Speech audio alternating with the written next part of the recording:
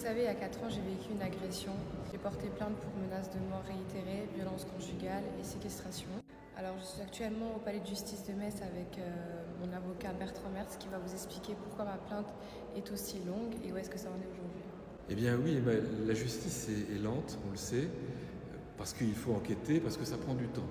Dans le dossier d'Emma, ça prend particulièrement du temps puisque nous sommes dans ce qu'on appelle une enquête européenne, puisque j'ai déposé d'une part une plainte en France, mais j'ai aussi déposé d'autre part une plainte en Bulgarie, à Razgrad. Et j'ai obtenu du parquet en France qu'il ouvre ce qu'on appelle une enquête européenne, c'est-à-dire qu'il y a eu une enquête en Bulgarie et une enquête en France. Et au terme de ces deux enquêtes qui ont été réunies en France, le parquet a estimé qu'il y a certes des éléments dans le dossier, mais pas des éléments suffisants à ce stade pour emmener l'auteur des faits devant un tribunal correctionnel. Et donc nous avons décidé de poursuivre cette procédure par ce qu'on appelle une plainte avec constitution de partie civile, que j'ai déposée entre les mains du doyen des juges d'instruction près le tribunal judiciaire de Metz, où nous nous trouvons.